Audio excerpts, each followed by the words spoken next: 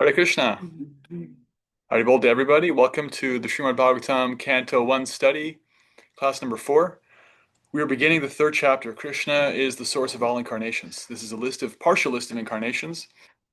We're going to get into what's called Vishnu Tattva, the science of Godhead. How Krishna appears, in what forms, some of the categories of the forms he appears as avatars, descending forms of Godhead. And we're going to have a lot of fun. It's a great chapter. We're going to start with some kirtan. Musicians audio on.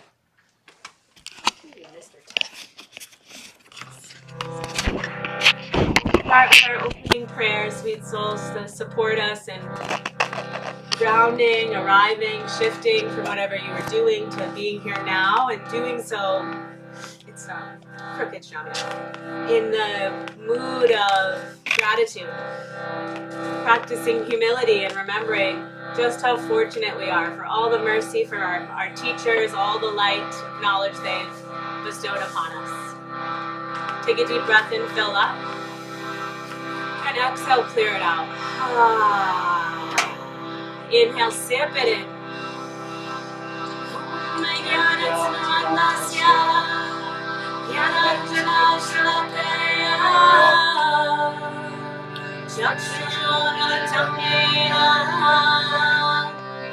Tasmai Shri Gurave Namaha Panchathoma Trumyascha Kripa Sindhureva Cha Patitanam Bhavadevyo Vaishnavevyo Namo Namah Jaya Shri Krishna Chaitanya Prabhu Nityananda Shri Advaita Gadadhara Vasare Gaura Bhakta Vrinda Hare Krishna Krishna Krishna Hare Hare Hare Rama Rama Rama Hare Hare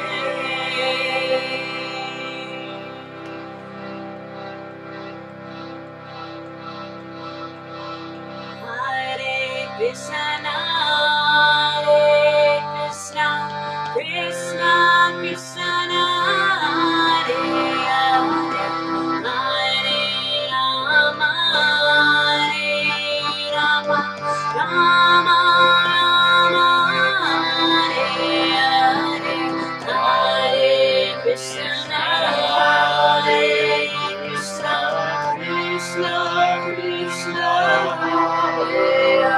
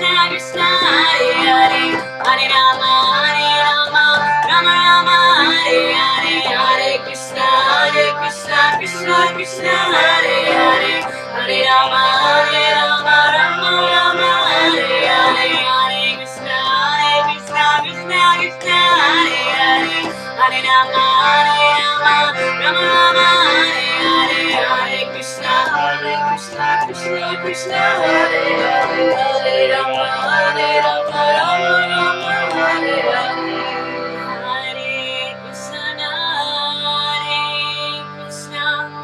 Krishna, Krishna, Hare Hare, Hare Rama, Rama Rama, Hare Hare. Last one from your higher. Hare Krishna, Hare Krishna, Krishna Krishna, Hare Hare, Hare Rama, Rama Rama, Hare Hare. Shri Shri Lord Chaitanya Mahaprabhu ki, Shri Shri Krishna Bhagavan ki, Shri Shri Gaur Nitai ki, Harinam Sankirtan ki, Brahma Bhakti Asanga and beyond ki, Shastra Study Group ki, Gaura Premanande.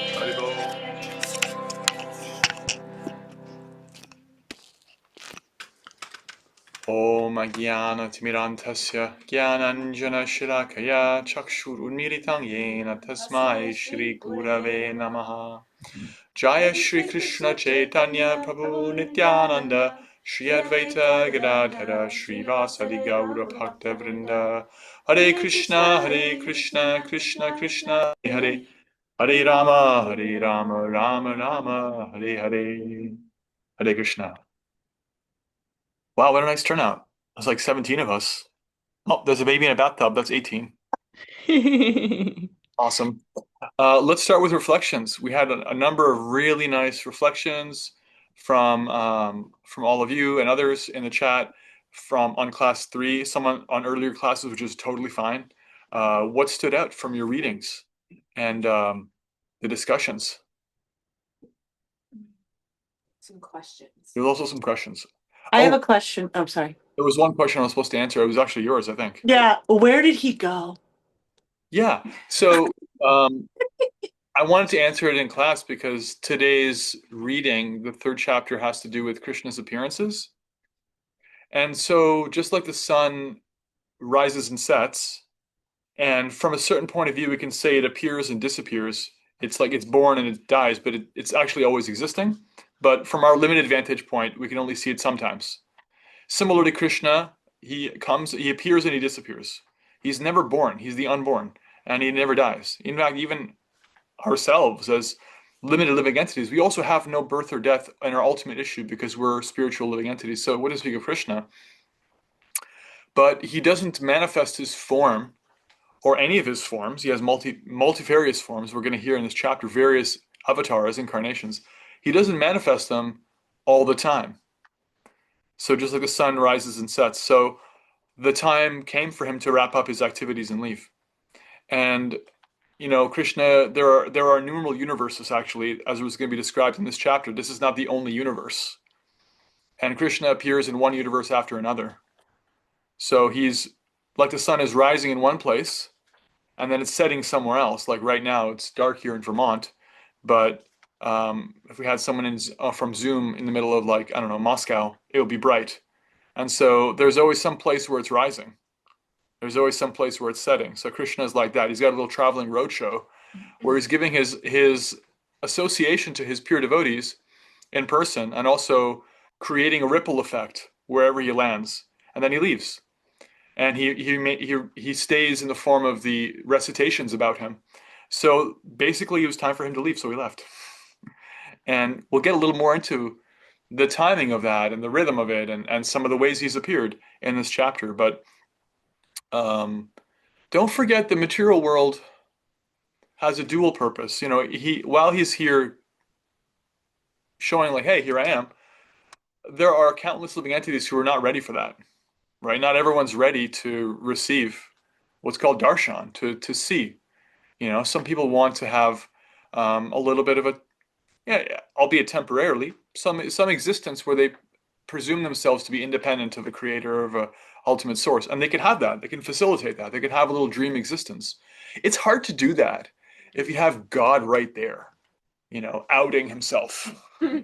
So honestly, even when he was on the planet as Krishna, in his personal form, there were a lot of people who were like, that guy, I'm not so into that guy, right? There were, if when we read the Krishna book, there was that came up. Some people who were like, wow, he's so beautiful and amazing. Some were like, I don't know who he is. I can't understand him. He's kind of really far out. And some were like, I can't stand that guy. He really rubs me the wrong way. He really challenges the ego. So um, Krishna won't force himself on anybody. So he appears and he disappears to allow people to have the choice to dip out. You know. So he's not insisting on himself. So did he go to Goloka Vrindavan? Or we don't He's always existing in the spiritual realm. know? Yeah. Uh, well, if he's in one place, he's not in another. Thinking doesn't really work with the absolute. In fact, he's here right now because we're talking about him. We're saying his names. We're discussing him. We're reading Srimad Bhagavatam. The Bhagavatam itself is an incarnation of Krishna, as is going to be revealed in this chapter. So that kind of linear black and white thinking doesn't really apply. It's not that he left the spiritual world to come here, but he's always existing there, and sometimes he manifests here. Make sense? Great. Other questions, comments, reflections? Yeah, Allison.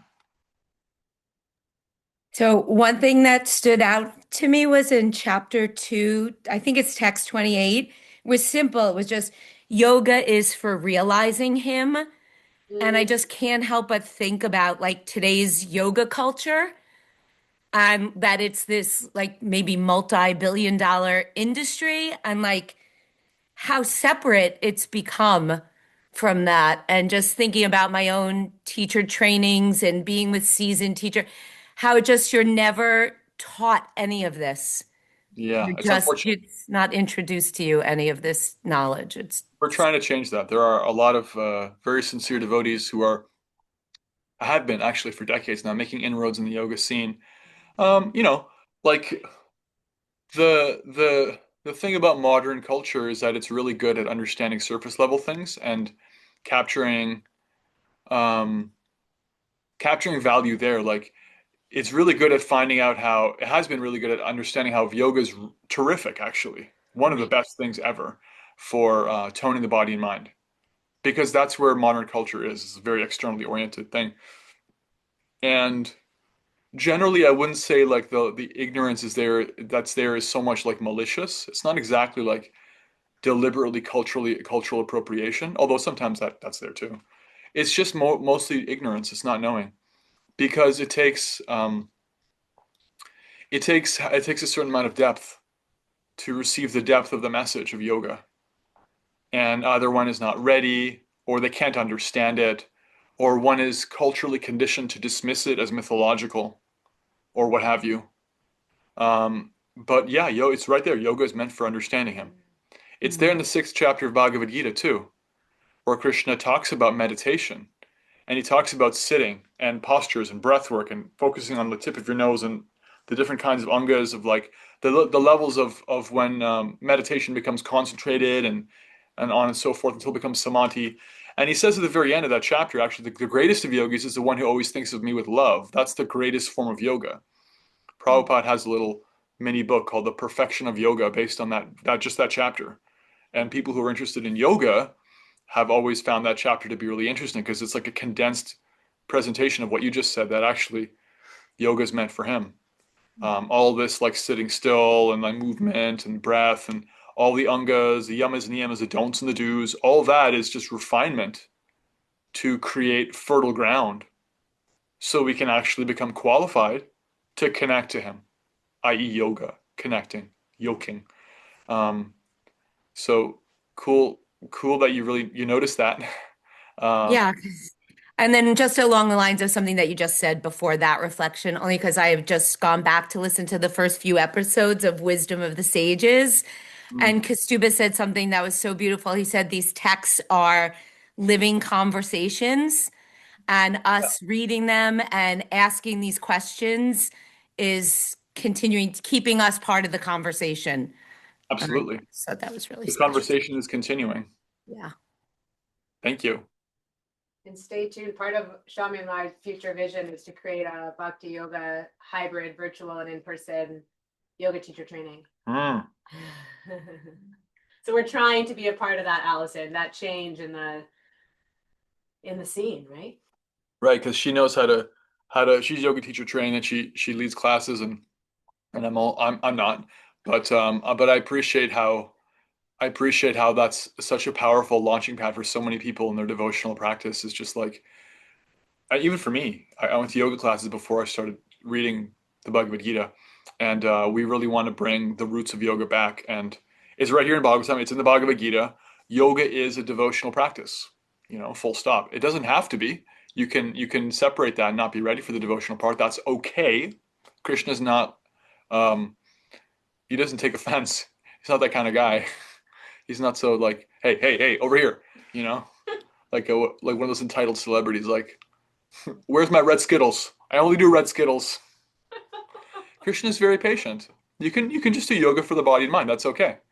But we got to be honest. We have a responsibility now that we've studied these books and received so much. We have to be honest about it. Actually, yoga is a very deep spiritual presentation, and its goal is significantly deeper than toned gluteus maximus. Yeah. Yeah. Okay. More reflections, questions, comments? I was just going to add to that once you see this or once you start learning this stuff, you can't unsee it. Yeah. You can't sort of just go back and deny. I can't. I can't deny the eminence of Krishna and the desire to get closer and what I need to do and stuff. It's just like, yeah, you can't forget. Life would be boring and stale once you tasted something as nice as bhakti. Then you're like, well, why would I want to go back and pretend like everything is just surface level again? Yeah. Yeah. Yeah. Because You're the not alone. material world, I mean, I think Tanya said it great in some of her comments about how the material world is always throwing this and that at us, this screen, that screen, and using technology for a purpose like this versus just scrolling, doom scrolling or whatever, try to grab you and all of a sudden you look up and it's like, what happened? An hour what of my life was just consumed. What did I do? And Absolutely. here, you know, you can sit and even just reading one verse a day and looking at it and thinking about it, there's a lot to that. So thank you. Yeah. We can experience that side by side. There's unlimited facility for the other kinds of listening and, games and videos and content. And here we are, hearing this 5,000 plus year old text, delineating today's going to be delineating some of the avatars of Krishna and his purposes. And that's going to make us feel a certain way. And we can compare that. That's a science experiment. People can run on themselves every Tuesday or any other day because we have it recorded. And to build on that, I think back to the Gita where we talk about like the yoga ladder and how you make these little steps, right? And then, it also talks about how Krishna has presented himself, as we'll learn today, like as different avatars and giving us the opportunity to come to him as we will. And even like, I think I asked you a long time ago, Shami, like, what happens to my parents? Like they're not Krishna conscious, but they're very God conscious. And you're like, yeah, they can.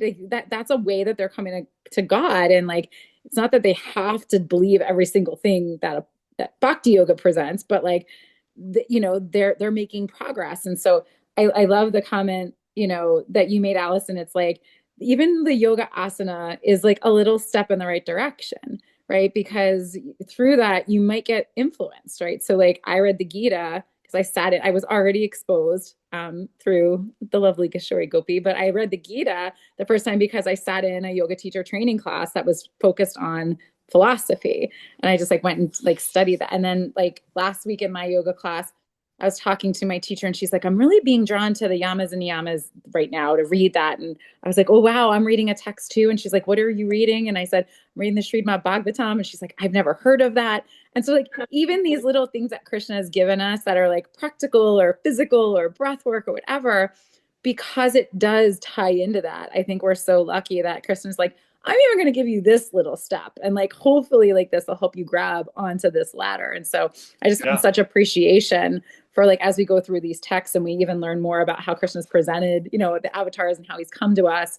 It's just so much gratitude that there's like a multitude of ways that we can choose to love him. And that's all he wants.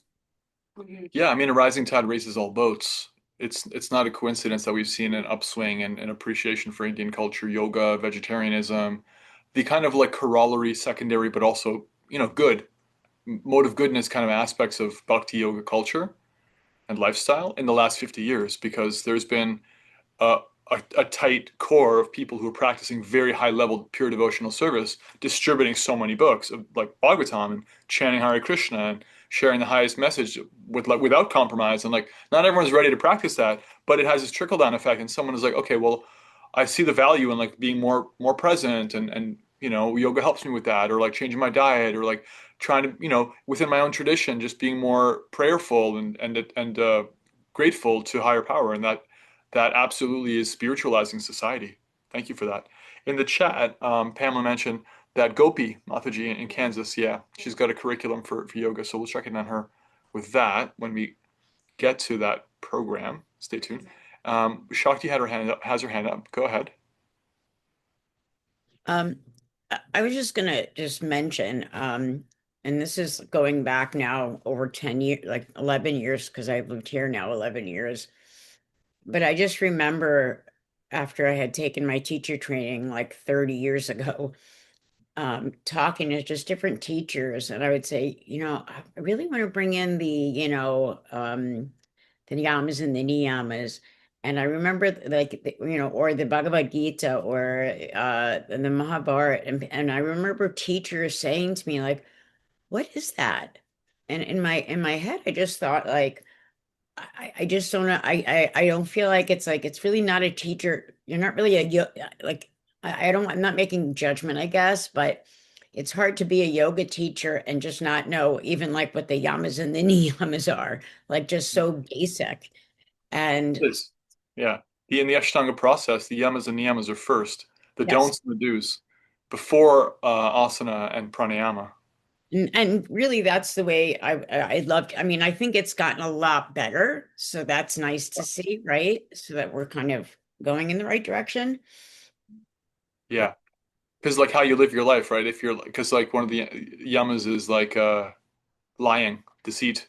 If you have deceit in you, it's very difficult to sit still. Ever just feel like you're out of integrity with yourself?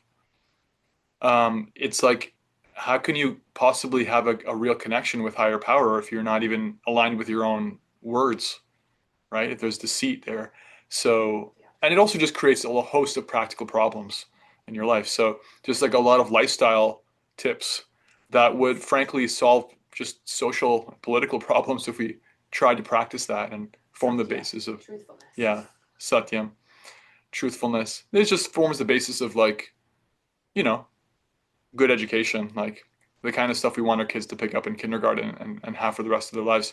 Turns out that's a good starting place for spiritual practice, moral conduct, and so forth. Yeah. Anything anything else before we jump in? I'm ready to explore this third chapter. How about you? Ready. Okay.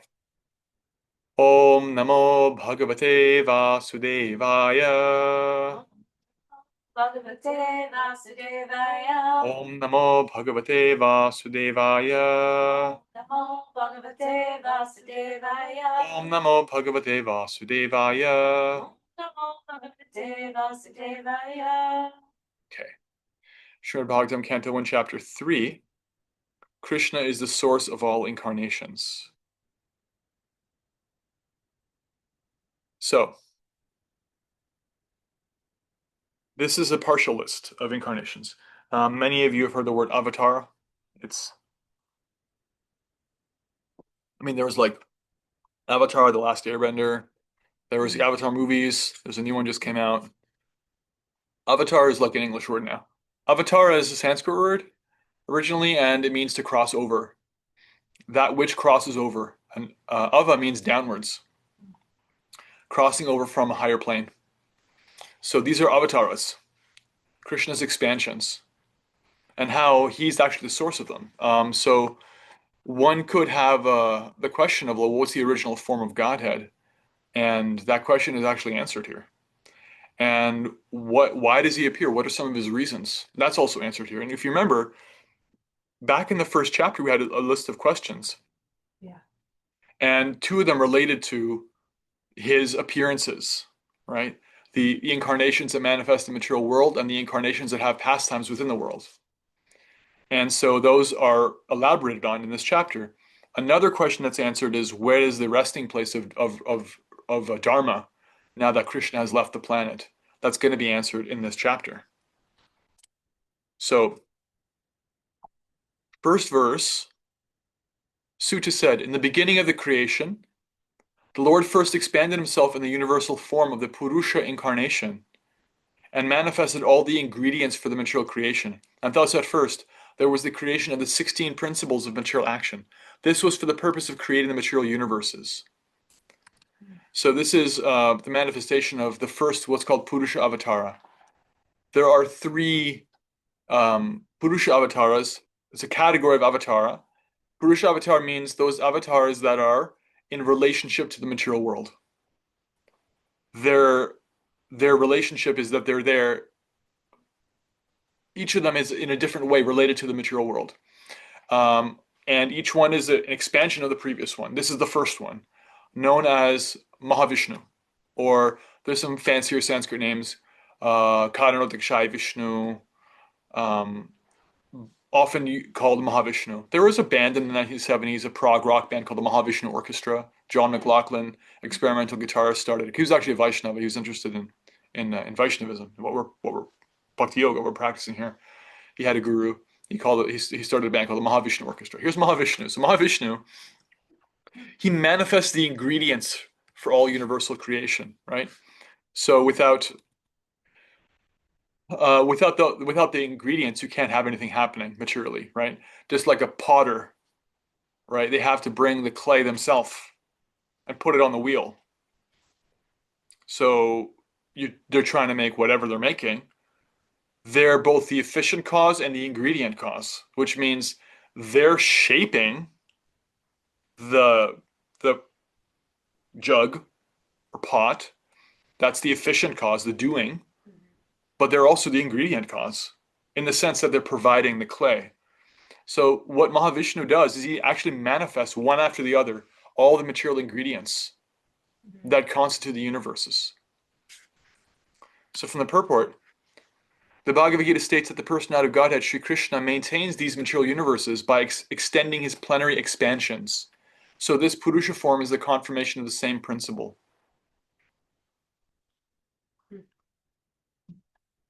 So, as a starting point, we're really zooming out here to beyond this universe, and the second expansion, who's going to be described, I think, in the next verse, he all known as Garbhotikashai Vishnu. You don't have to memorize that. He exists within each universe. Mahavishnu actually is the source of all universes. In a sense, he's like the super soul of all universes. And he's so gigantic that he's lying on what's called the Karana ocean, the causal ocean, the ocean of causality. And every universe is manifesting from his body, right? Just like if you zoom in on the body, you'll find there's little pores in the skin, right? That's where the sweat comes out, and the skin is actually a porous thing. It's actually our biggest receiver of our external environment.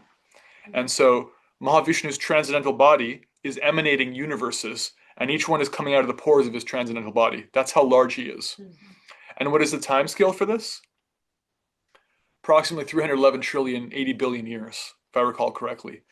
Each time he breathes in, the universes are wound up back in his transcendental body. That is the lifespan of one universe, from beginning to end.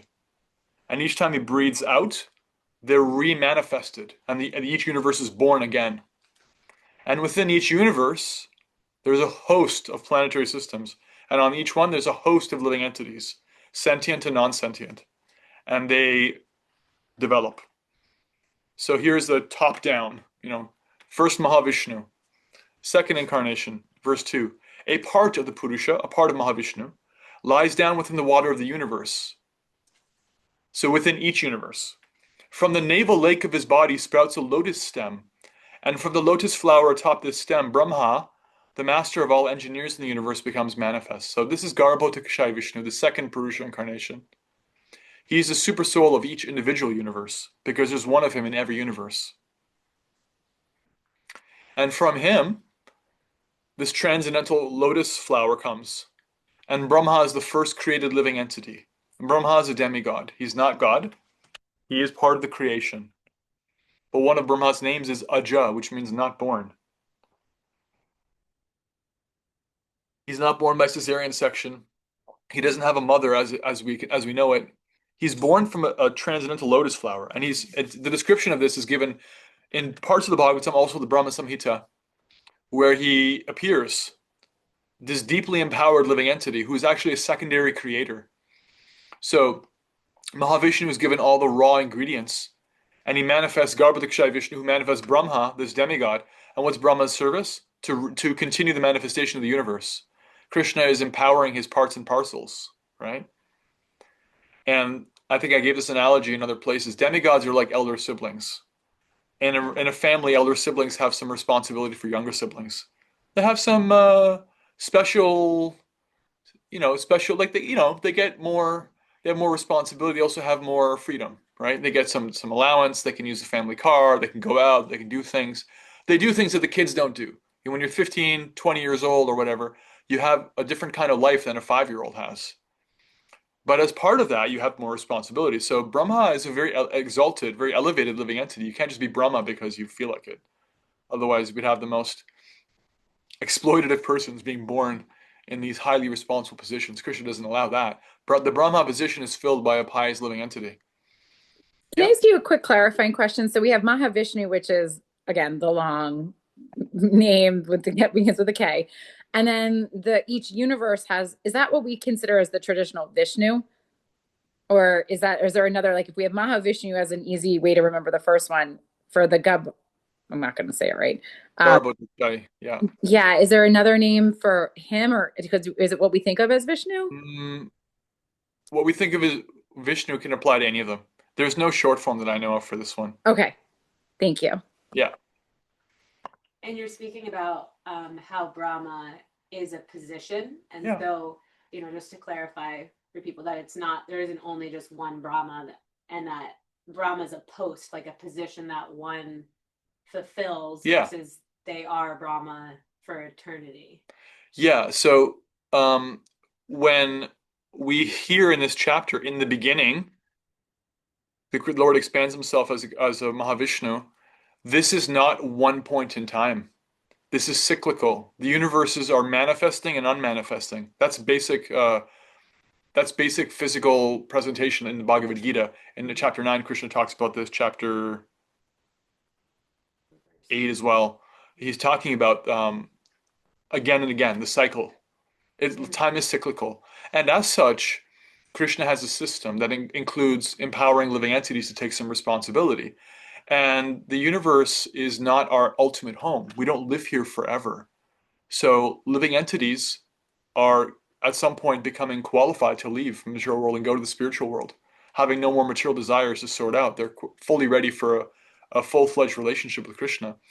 And somebody is getting promoted to the position of Brahma to take some responsibility. So it's a post, just like you may be the supreme executive head and you appoint some minister of finance, minister of justice, and there's a poet laureate, and there's like the surgeon general, and like these kinds of things. They're posts, right? Not really. Verse 3, it is believed that all the universal planetary systems are situated on the extensive body of the Purusha. This is the second Purusha, the second incarnation. But he has nothing to do with the created material ingredients. His body is eternally in spiritual existence, par excellence. So these three Purusha avatars are in relationship to the material world, but none of them are material. They don't actually have material forms.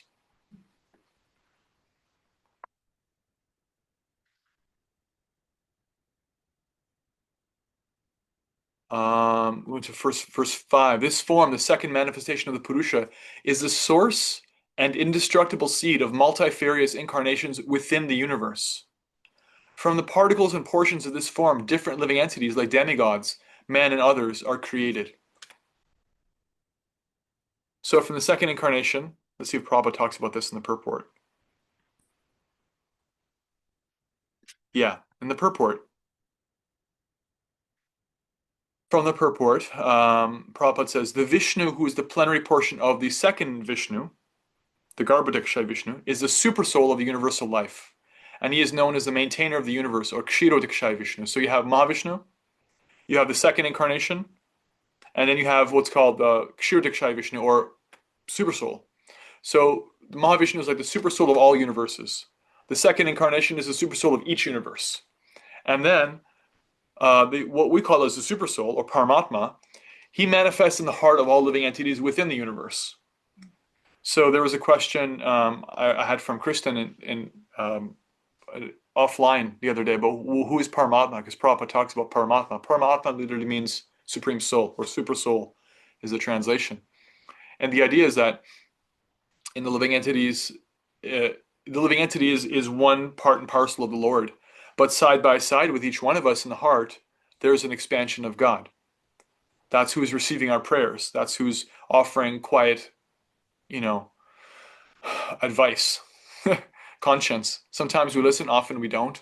Often we're not even really qualified to hear, because we're basically living, by default, most living entities are living kind of like a pseudo-independent existence. They're trying to pretend like they don't actually have this eternal connection. But that in order to even exist, their existence is maintained by having a presence of the divine within them. That's actually the Paramatma, the third Purusha incarnation, who is in everybody's heart. So, like when we have this expression of Namaste, I offer my obeisances to you, respect to you. Namaste is colloquially translated as the divine in me salutes the divine in you, right? Well, what does that mean? It means that I'm a living entity I'm not God, but I'm a unique part and parcel of God. And so in that sense, I'm divine, because I'm divine in origin. And also right next to me is a presence of the divine, as my friend, as my maintainer and my witness. And I'm honoring that in you is also that same divine, right? No living being can actually live without the presence of the divine in them, although our vision of that divine may be covered. So this is why we see in every spiritual tradition, every single one, advanced practitioners always come to a state of deep respect and appreciation for all living entities. Every tradition. This is not a bhakti yoga thing, only in India or Sanskrit. No, because advancement means recognizing the presence of this Paramatma, this third Purusha incarnation. There can be no living entity looking back at me unless they were maintained, because they can't manifest themselves. We can't even breathe without oxygen being provided. The body would fall apart if there's no Paramatma there. All of it is being maintained by, have like the Wizard of Oz behind the veil. So just like Krishna is standing behind the veil of Maya, of material energy, and nothing exists without him. So the Paramatma is actually allowing the existence of living entities in the material world. He's there as super soul. Any questions on this? This is kind of, this is important stuff. It's pretty deep. I want to see if these three basic Purusha incarnations, the Mahavishnu, source of all universes, the Garbhodakshaya Vishnu, within each universe, manifesting all the planetary systems, manifesting Brahma, this is the first demigod, and the Paramatma, the third incarnation, in the heart of all living entities, human, non-human, demigod, animal, plant, bacteria. He's in the heart of every living entity. How is that sitting for you? Any questions or reflections before we move on? Yeah, it's a lot. I've Yeah. heard it many times too, so it's still a Yeah. lot, right? But I also read in the purport the three the Garbhodakshaya Vishnu is responsible for Brahma, Right. Vishnu, and Shiva. So it's the creation, maintenance, and destruction phases of our universe comes out of the second Purusha, which is pretty Right. interesting. Yeah, the different Whereas demigods come from him.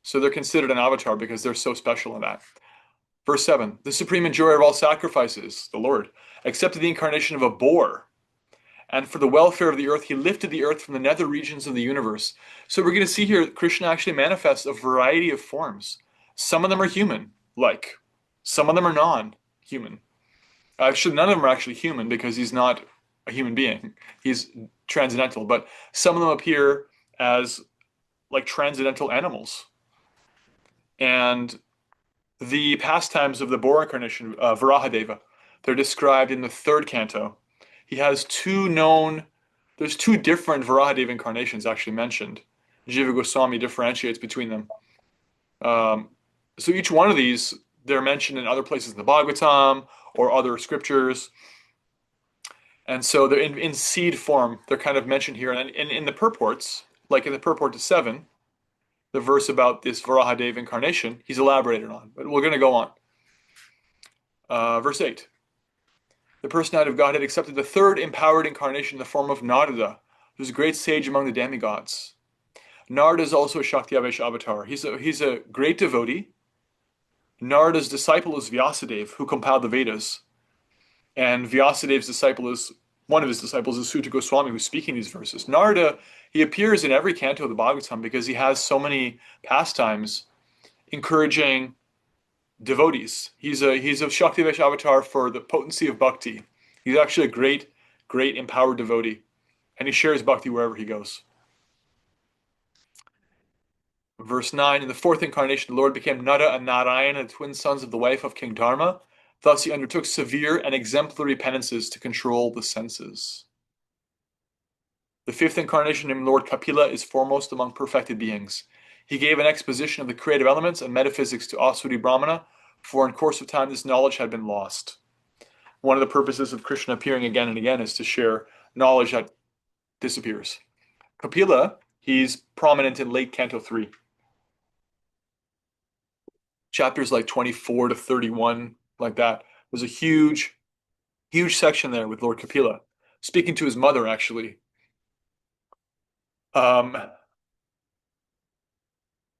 Text 11. The sixth incarnation of the Purusha was the son of the sage Atri. He was born from the womb of Anasuya, who prayed for an incarnation. He spoke on the subject of transcendence to Alarka, Prahlad, and others. The seventh incarnation, this is chronological. So when you say first, sixth, second, third, fourth, fifth, sixth, seventh, and so on, this is chronological. This is actually a chronological presentation of who appears in what order. So, like first you have the Purusha avatar, from him, the next, the Paramatma, and so forth. So some of these are older, like Narada is still existing in this material plane, but he's like, if we go back, he was like He's the eighth. the eighth avatar on this list. Or maybe not. Sorry, he's just verse 8. Yeah, He's the fourth? fourth, third. Third, yeah. So is this chronological order followed in each time that the universes are created? Yeah, presumably it is. Okay. Presumably it is. It's followed every time. Every time a universe is manifested, there are some differences because there are unique living entities with their own unique karma, and things don't necessarily, even the Krishna's pastimes don't play out exactly the same way every time. But my understanding is this is a basic blueprint for how Krishna does things, because this is still very top down, right? It's like if I gave you, if I'm like an architect and I give my chief engineer a blueprint for a series of buildings I want to make, and each one is like, okay, I want you to make them like this, and I'll give you like 25 or 30 different point notes. I want them all to have this, this, this, this, and this, and this. The engineer has to go and break ground in 45 different places, because I'm franchising, a restaurant, and everyone is going to be like according to the same, but they're all slightly different because, different ground, different temperature, different local customs, who knows? But the same basic blueprint is there. So this is a blueprint that Krishna uses, that Sutta Goswami is revealing to us. The seventh incarnation was Yagya, the son of Prajapati Ruchi and his wife Akuti. He controlled the period during the change of the Swayambhuva Manu, and was assisted by demigods such as his son Yama. The Manus are like a category of demigods that will be elaborated on. The eighth incarnation is King Rishabha, the son of King Nabi. King Rishabha is described in the fifth canto, first Well, chapters 4 and 5 primarily, and 6 maybe, especially 5. Canto 5, chapter 5, classic chapter. He has a series of instructions to his sons, Rishabhadev. The verse 14, he comes as a king, Prithu Maharaj. This is Canto 4. He's described in Canto 4. Verse 15, he comes in the form of a transcendental fish, Matsya avatar, Canto 8. Verse 16, the Kurma avatar, the giant tortoise, also Canto 8. Verse 17, the Lord appeared as Dhanvantari. Dhanvantari is the source of all biological medical knowledge. Dhanvantari is where we get Ayurveda. Ayurvedic knowledge. Ayurveda is Sanskrit for Veda means knowledge. Ayur means life. Life sciences. All knowledge of health, medicine. So Dhanvantari comes, and I think it was Prabhupada elaborates a bit on this in the purport, right? No, he doesn't give a purport to this. Okay. He'll talk about it later. Dhanvantari manifests the knowledge of that kind of stuff in human society, so we can have it. At GEV, before they give an Ayurvedic treatment, they have Yeah. a murti of They honor Dhanvantari, and yeah. they do a little puja before. Yeah. It's good to know where your knowledge comes from. In fact, in the Ayurvedic texts, it's described that because all this the science comes from a spiritual source, it's recommended that before you take any medicine, Aushadam Chintayat Vishnum, which means when you're taking your medicine, remember the Lord, because He's the active ingredient.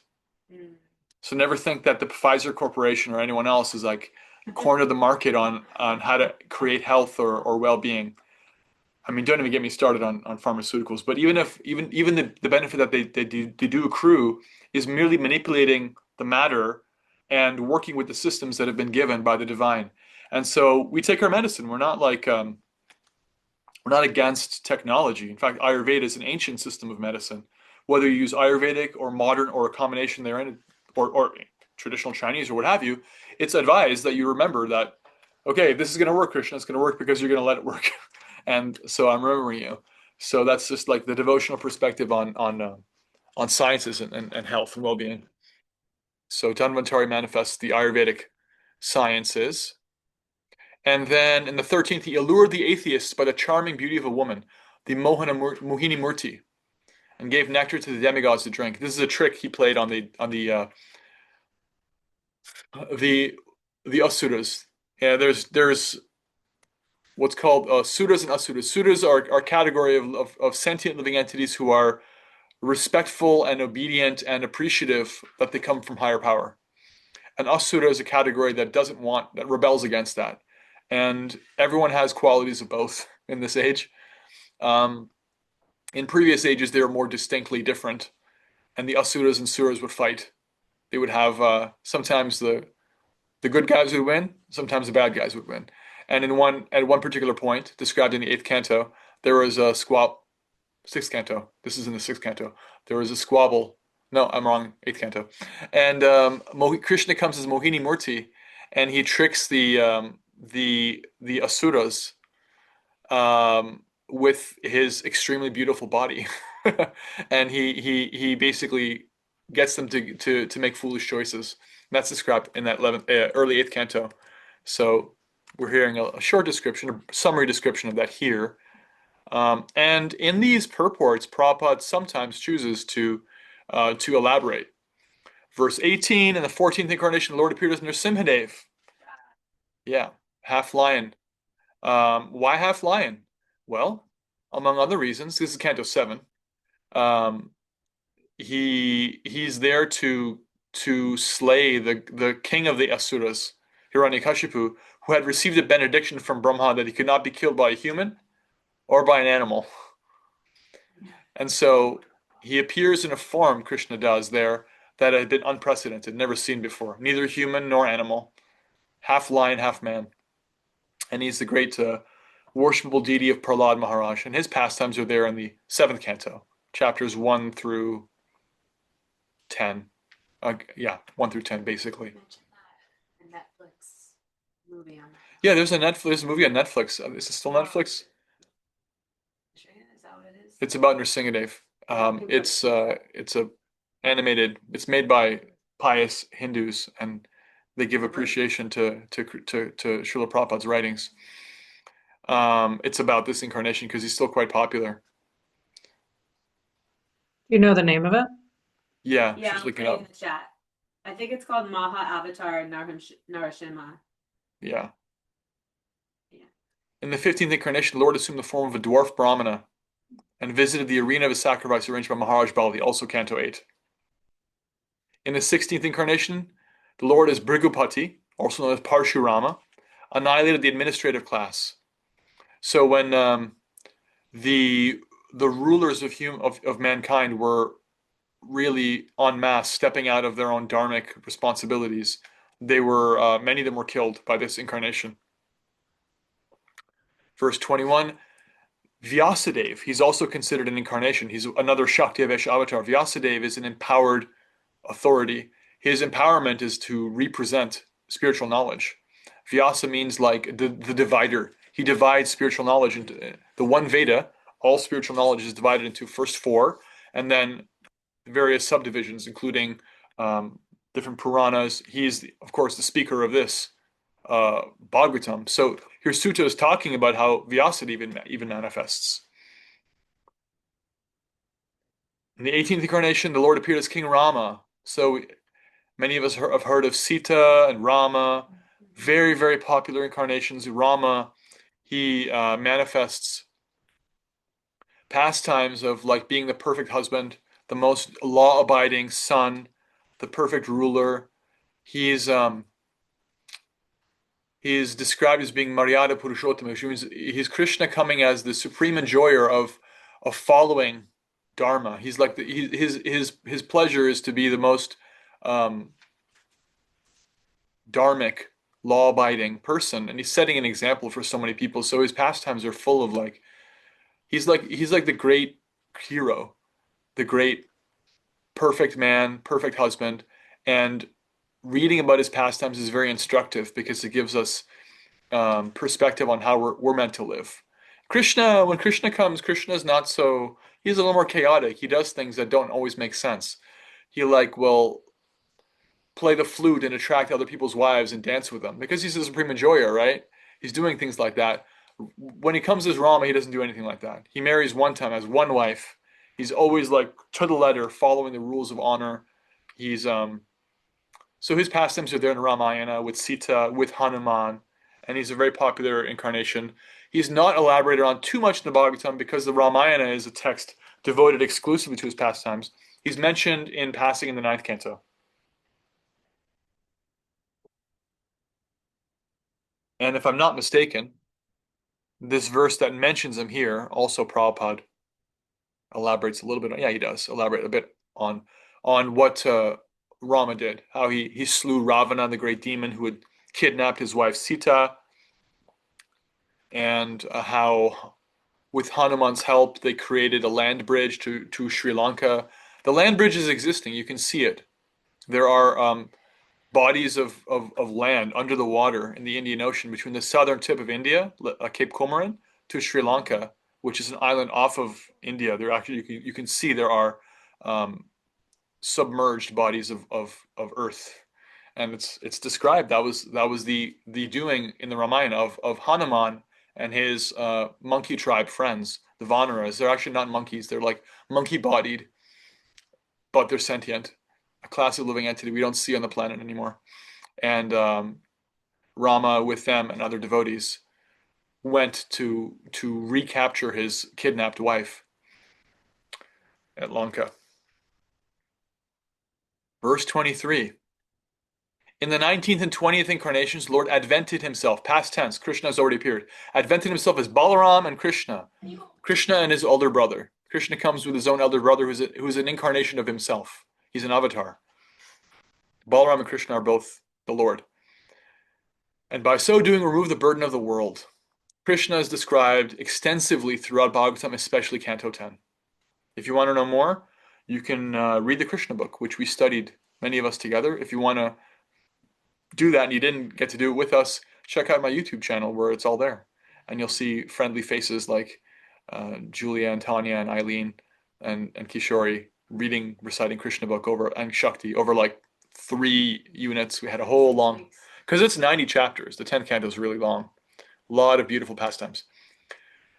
Now, Shami, can I ask you a question? So I asked this of Kastuba, and it kind of some of it stuck with me, but I'm always interested to see how other people like how we talk about this. So mhm, Mahavishnu, going back to the beginning, was like creating everything.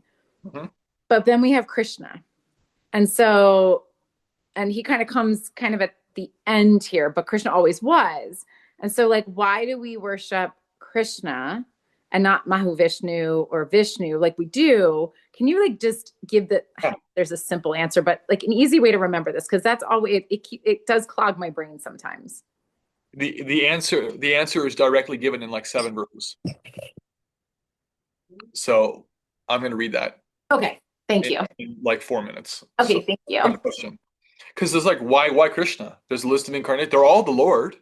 Some of them are Shakti avatars. They're empowered living entities like Narada, Vyasa, but most of them are actually divine. And so why exactly Krishna and specifically him? Okay, good question. Stay tuned. Now, interestingly, verse 24, Sutta speaks in the future tense. Then, in the beginning of Kali Yuga, the Lord will appear as Lord Buddha, the son of Anjana, in the province of Gaya. This is future tense. Bhagavatam is older than Buddha. It's older than Buddhism. It's 5,000 years old. And the evidence for that is given in other scriptures that are dated to being quite old, and they speak about Bhagavatam already existing. Bhagavatam was spoken just after Krishna left about 5,000 years ago. So the Buddha is actually an incarnation of the Lord. And what is his purpose? He says here, for the purpose of deluding those who are envious of the faithful theist. Interestingly, the kind of curriculum, what the Buddha avatar's purpose is described a little bit in this purport to verse 24. So when the Buddha appeared, people had rejected the Vedas. They were misusing the spiritual knowledge, misusing the Vedas to justify their own materialistic activities. For example, in previous ages, it was possible to actually sacrifice an animal and allow that animal to live again in a new body with mantra. This is not possible in the age of Kali. It's explicitly said it's not possible. However, people were like, "Oh, cool. Let's like use this to justify killing animals so we can eat them." Because the Vedic instructions don't allow whimsically killing and butchering and eating animals. It's not considered to be spiritually advantageous. People were misusing the Vedas to justify doing that.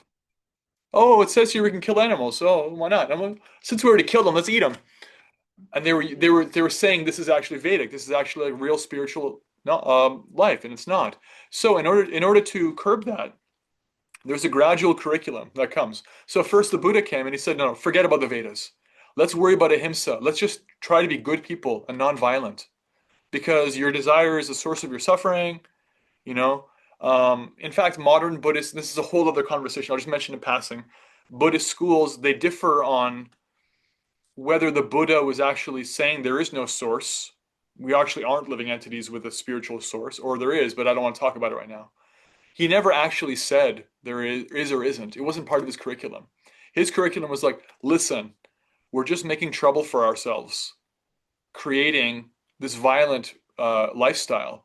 Just try to be a good person.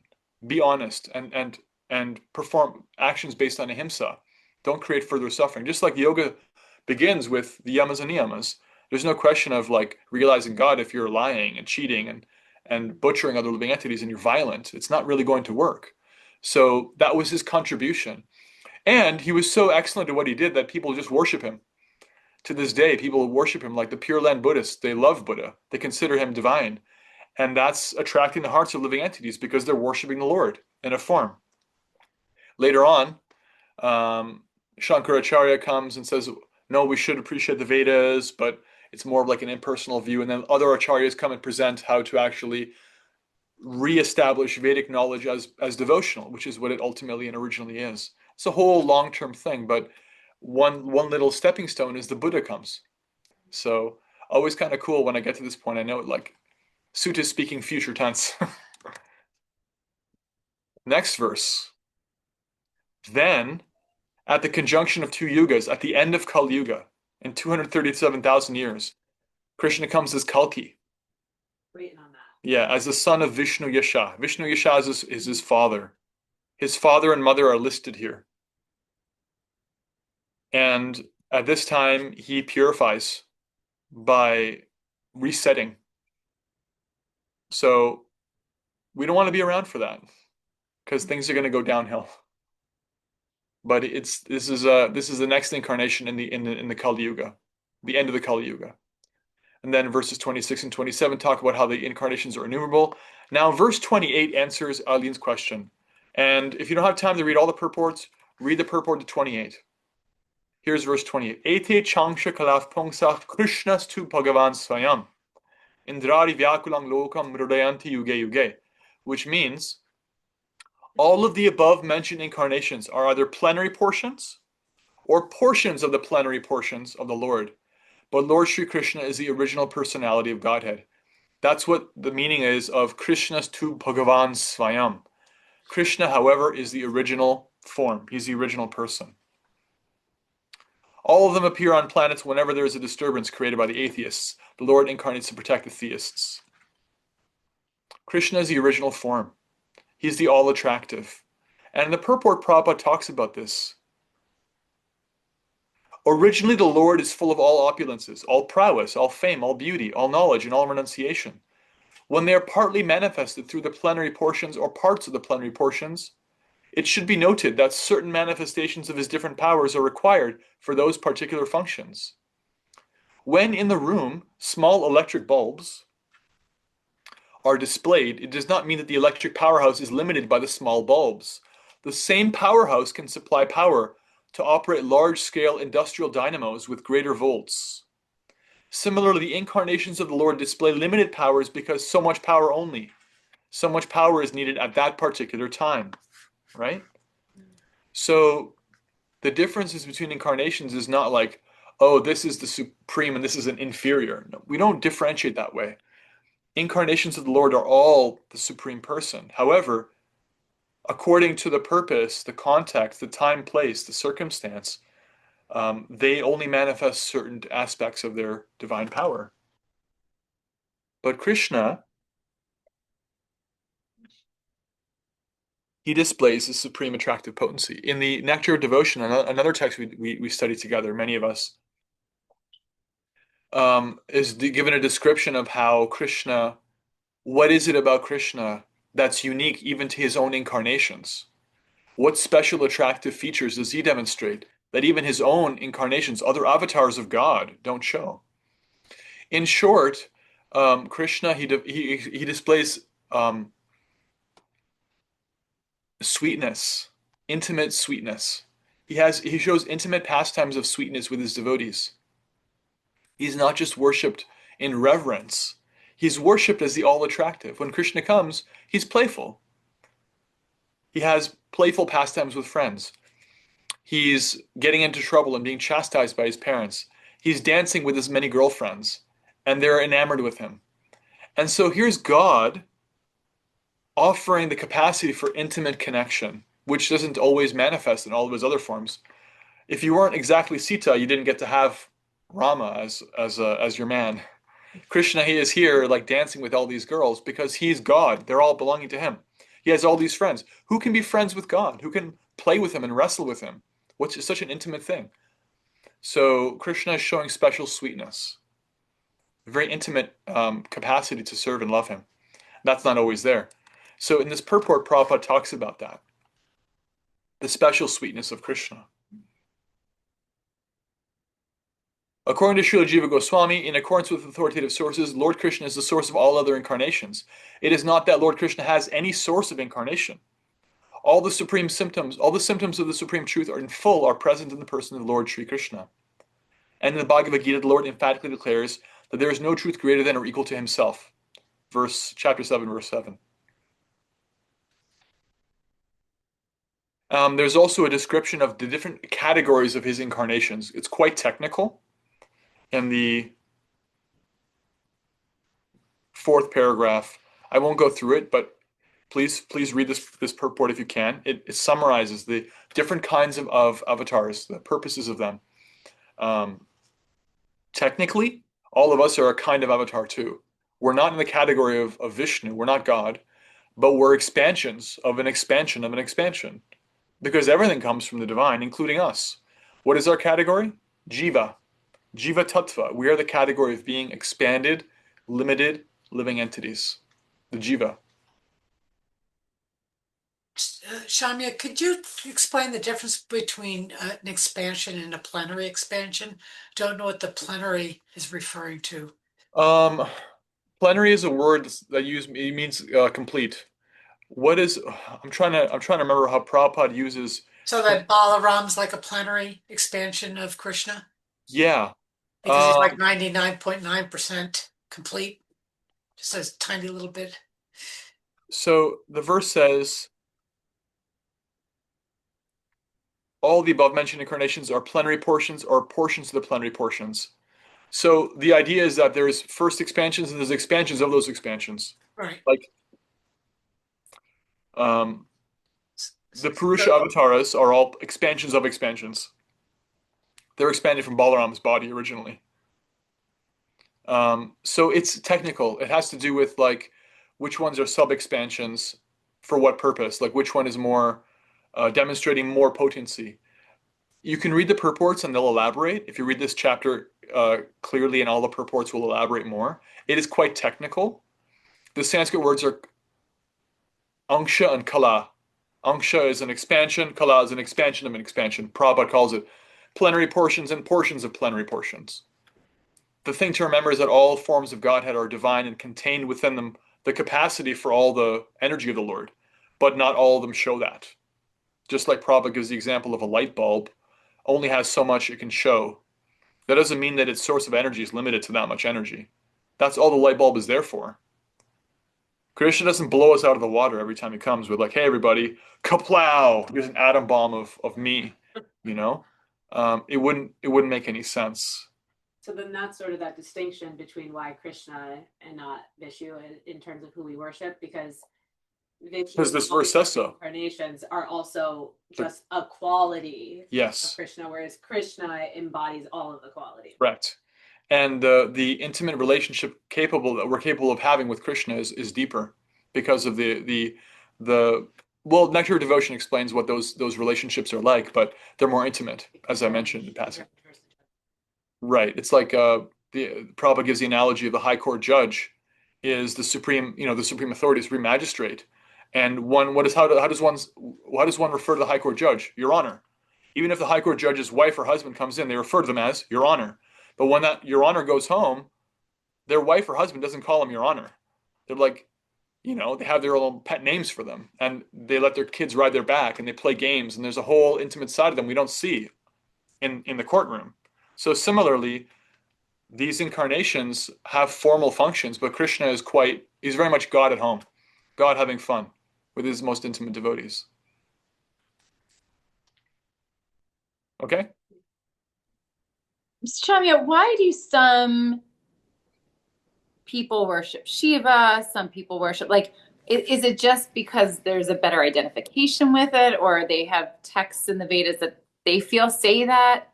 Because when we traveled through India, right, there was certain areas that like they were like Lord Shiva is who we. Yeah.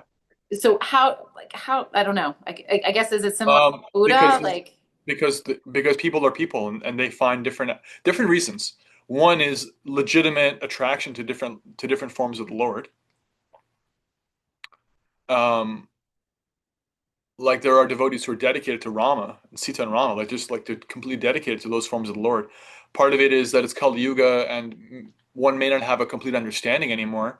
What constitutes Godhead? What constitutes a demigod like Brahma, right? Or Surya? Like why worship, or Ganesha? Get very popular. Why worship Ganesha? Generally, people worship them often because that's what their family did. They don't necessarily have a philosophical understanding. So different reasons. Aren't excuse me. Many of the demigods, like for example, Lakshmi as an obvious one, people will Worship for some benefit. benefit, right? So Yeah. there's a lot of the demigods. It's a tit for tat kind of thing, and very often, just because we were talking about this today in a call that I'm on earlier, is that a lot of the people that come from their families have from past have worshipped the demigods, but I mean, as most of us, I don't know, not all of us, but I've always read, like at the end of the day, if Krishna is not at the center, then it doesn't matter what you're doing. Right. It has to be at the There's center. actually several million demigods, so one can't even keep up. But the primary ones is like a few dozen, a couple hundred. But yeah, as Shakti points out, a lot of people the worship of demigods may be there because it's advantageous materially. Like you worship Ganapati, he removes obstacles. Um, People that's Ganesh, they worship him often to remove obstacles in their life so they can make advancement in one way or another.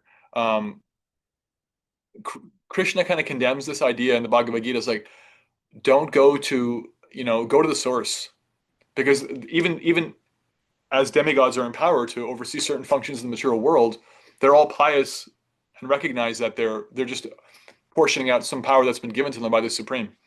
So don't put them on a pedestal and think they're the Supreme. It's actually embarrassing to them, right? So it's complicated. It's a complicated question because it has to do with culture and time. Isn't there sort of a cultural divide that there's some people that, and it's clear here, but some people don't seem to recognize Buddha as an incarnation of Krishna? Sure, And absolutely. because I was going, Many people. I did the trek up from Tirupati, and on the way up, there are statues of all the incarnation. There's the boar and the fish. And it goes all Yeah, the way I up, mean, and the modern. they have a big hole where Buddha was I don't know about that. shrouded. I'm not Yeah, sure about that. But the modern Buddhist perspective is dominated by Theravadan Buddhism, which is like it's a quite narrow perspective on Buddhism, and it's the perspective that ultimately we are not a soul. That's their own. Sometimes religious perspectives become dominated by a minority within them, and I would argue that's the case in Buddhism. But as that verse points out, Buddha kind of tricked everybody because he didn't say worship me. He said just be a good person and practice ahimsa and like that and get free from suffering. And yet people revere and they have shrines to Buddha everywhere. And so they are indirectly worshiping the Lord. Um, so the like our perspective is that the attempt by mainstream Buddhists to stamp out Buddha as like divine is a failure because people continue to worship him because that's the nature of the heart. We're looking for bhakti, so Krishna has tricked them. But that's kind of like, yeah, I wouldn't say that in front of Buddhists. It can be a little bit insulting. yeah, But that's yeah. what Bhagavatam says. You have a responsibility to present. Bhagavatam is saying, Yeah, no, I didn't know if it was also because of how the emergence of Buddhism that there are some Hindus that are sort of denying that there Yeah, that's a is closely complicated, related. probably, It's a probably. social, political kind of issue. Yeah. I'm sure there's people who have, well, they haven't read Bhagavatam, more than likely. Those Vaishnavas don't actually understand the relationship between Buddha and the Lord. They may seem as, oh, he's just preaching, some atheistic, non-violent philosophy. He's not actually like important. Don't look at him. Let's talk about the Lord, actually. They haven't read this. They don't know. I do want to kind of just quickly summarize the rest of the chapter and then take comments, questions, reflections. So after this verse, it establishes Krishna as the original supreme form. Whoever carefully recites the mysterious appearances of the Lord with devotion in the morning and the evening gets relief from all miseries of life. Nice little side benefit. That sounds nice. Verse 33, whenever a person experiences by self-realization that both the gross and subtle bodies have nothing to do with the pure self, at that time they see themselves as well as the Lord.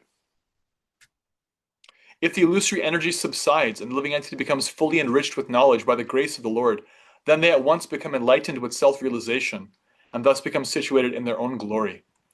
Thus learned men describe the births and activities of the unborn and inactive, which is undiscoverable even in the Vedic literatures. He is the Lord of the heart.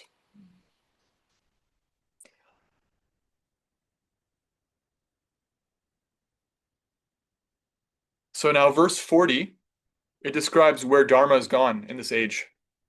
This Srimad Bhagavatam is a literary incarnation of God, and it is compiled by Srila Vyasadeva, the incarnation of God. It is meant for the ultimate good of all people, and it is all successful, all blissful, and all perfect. Vyasadeva delivered it to his son, Shukadev. Shukadev Goswami in turn delivered the Bhagavatam to the great emperor Parikshit, who sat surrounded by sages on the bank of the Ganges, awaiting death without taking food or drink. The story of King Parikshit, who was cursed to die in 7 days, is given at the end of Canto 1. We'll get to that. And when he was cursed, he accepted his death, imminent death. And he decided to fast to death on the banks of the Ganges and sought answers to the most important questions, especially what is the most important thing that I can do now that I have only a few days to live.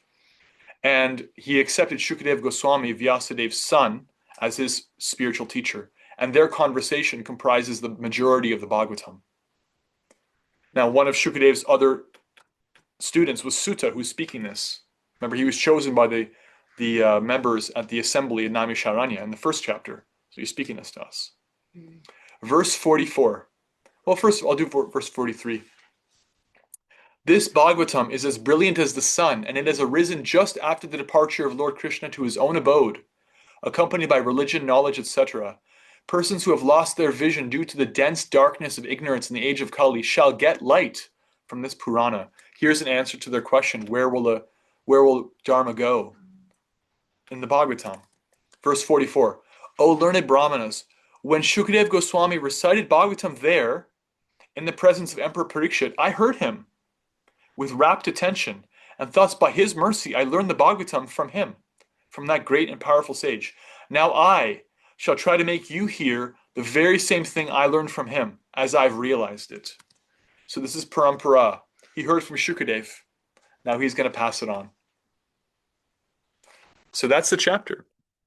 For this week, please, if you have time, read the purports to chapter 3. If you don't, read just the verses and at least the purport to verse 28 about how Krishna is the original form of Godhead.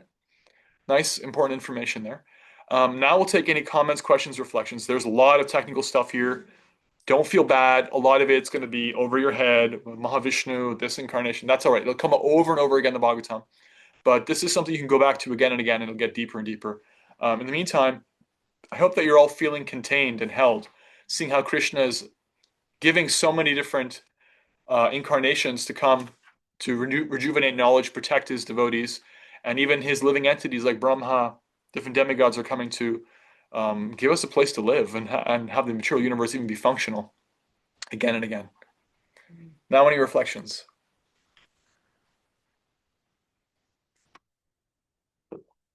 Or questions?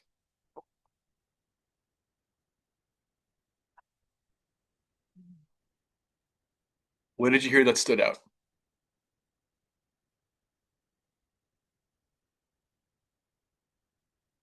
I appreciate, and I think it was Nancy that really made it clear for me, that like, okay, there's gazillions of universes, right? And like all of them have this blueprint. So like there's a whole bunch of Vishnus and a whole bunch of Brahmans, and there's a whole bunch of Shivas. And so I think that helps a lot in like kind of where I've gotten stuck in other times where I've been in other classes and I'm like, this just doesn't make sense. Like, oh, okay, like we're just one tiny little speck. But even though we're one tiny little speck, Krishna has put all this thought, all this process, all this science into like what he's created, but also how insignificant and tiny, like not in a self-deprecating way, but like how insignificant and tiny like we are in the grand scheme of things. And it's just kind of like, it's kind of like when you sit outside and look at space, it's just like your head explodes. And it's kind of in a similar fashion for me when I think about like millions of other universes and all of them having this blueprint that was so, you know, specialized by Krishna. So I just think it's just a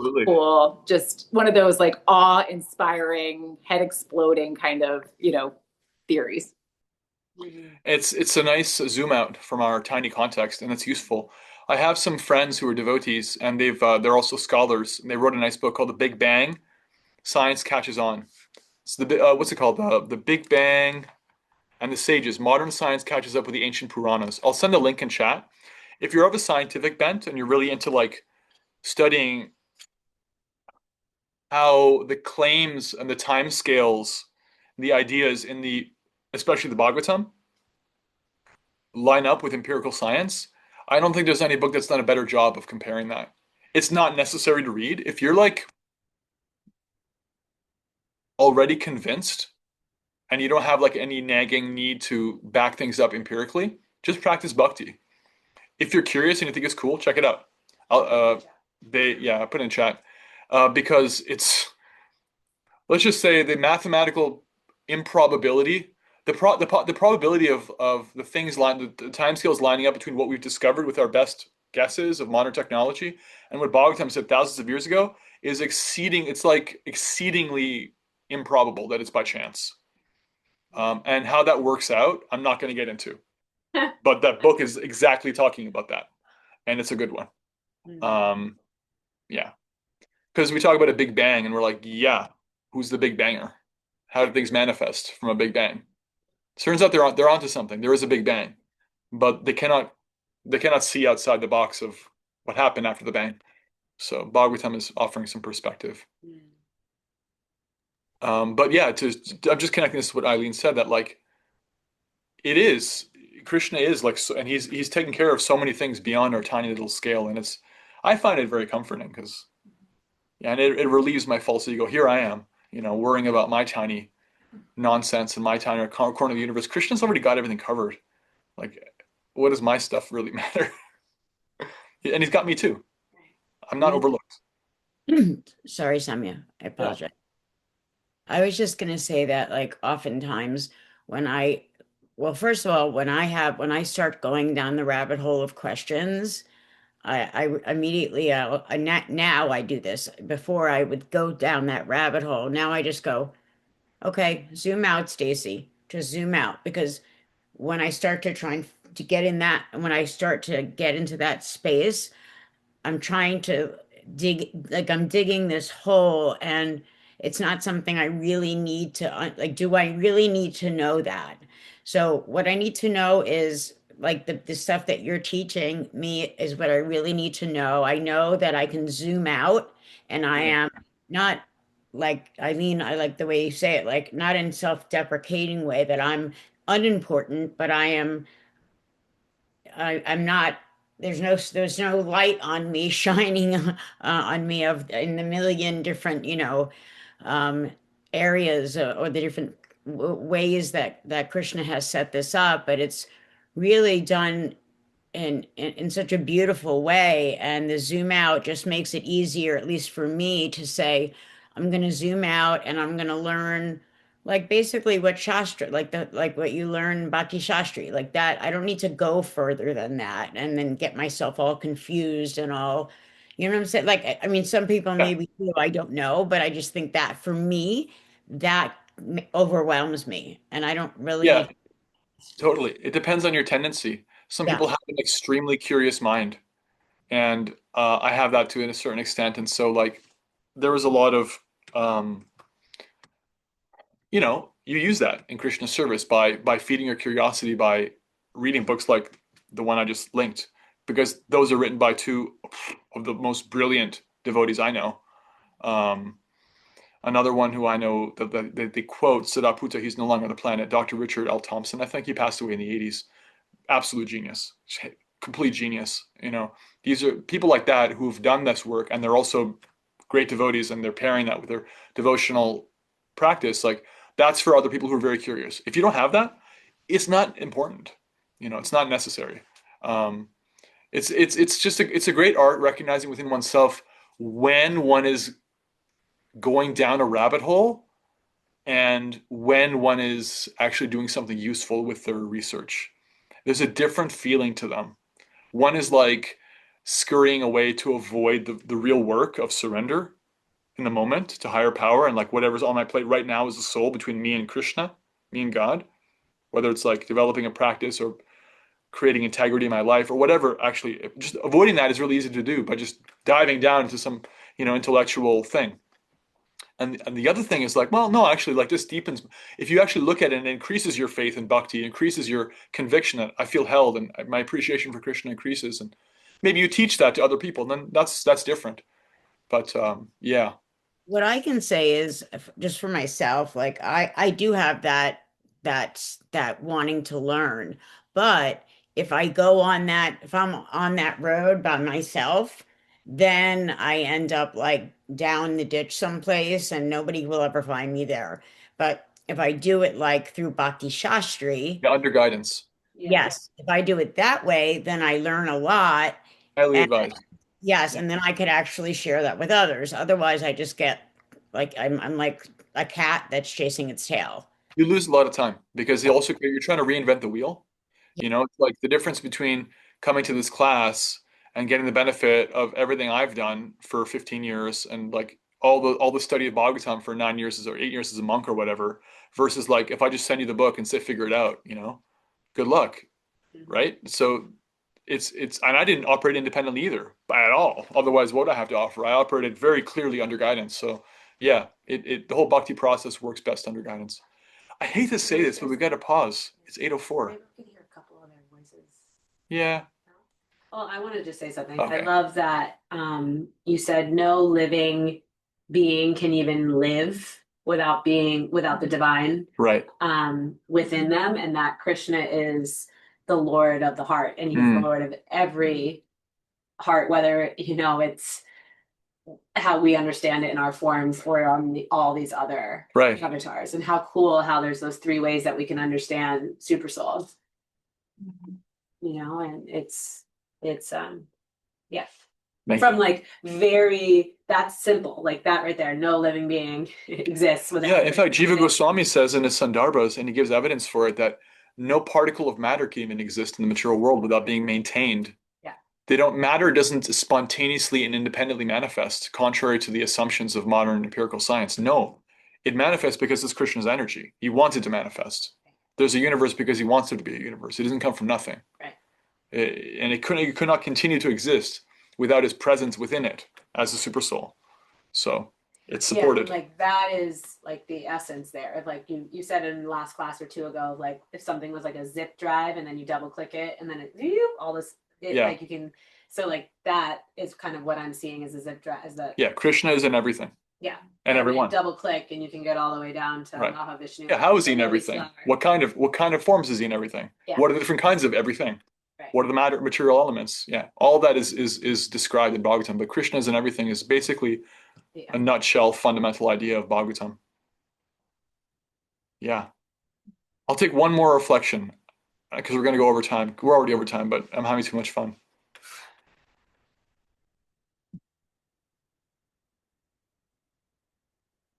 One more. Tanya, what'd you hear? Laura's on it. Okay, Laura. Tie goes to the runner. Go ahead. Just a very short question. When you were speaking about the 12th incarnation and the Dhanvantari, you Yes. mentioned Ayurvedic texts. What are the Ayurvedic texts? The Ayurvedic texts are the traditional science of medicine and health science in India. Ayurveda, if you just Google up Ayurveda, Ayurveda, it's a whole school of understanding health from a bit of a different perspective than the modern perspective, because it has to do with health as a function of balance between different elements in the body, rather than focusing on what happens when one gets ill and how to like get well again. It focuses more on how to stay healthy by promoting balance within the body. And so it's like a whole thing. Where are those texts found though? Like where is that? Where are those texts found? I'm not an expert on Ayurveda, but there are a series of Ayurvedic texts, and they originally came from Dhanvantari. So I can look into it more and talk to you more about it next week, for example. But I had an Ayurvedic doctor in Boulder, Colorado, Alaka Nandama. She was like the president of the American Ayurvedic Medical Association or something. So she taught me a lot about Ayurveda. But any authentic Ayurvedic practitioner has studied from their teachers and also from these Ayurvedic texts. And that originally came from Dhanvantari. It was not created. Nobody went to a research lab and created it. It's descending knowledge. Thank you. I wondered if it was part of the Srimad Bhagavatam, that the books down the line or something. Bhagavatam concerns itself with developing love for God. All the secondary things like Ayurveda, which is important, they're given in other texts. Yeah. Do people write in the chat? They could buy and stuff. Tanya says their Krishna rabbit hole is the very place to be. I just want to do all the Krishna things, Jai. And Julia says Ayurveda treats the cause, not the symptom. Typically disconnection, just like Bhakti. Yeah, Julia knows more. She's an Ayurveda cook. You can ask her. All right, so please read chapter 3. If you have time, read all the purports. If you don't have time, read all the verses and just the purport to 28, and give us your reflections in the chat. They're absolute home runs. I love every one of them. We've had great reflections the last few weeks. Thank you all very much. Srila Prabhupada ki jai, Srimad Bhagavatam ki jai. Hare Krishna, Krishna Krishna, Hare Hare, Hare Rama, Rama Rama, Hare Hare.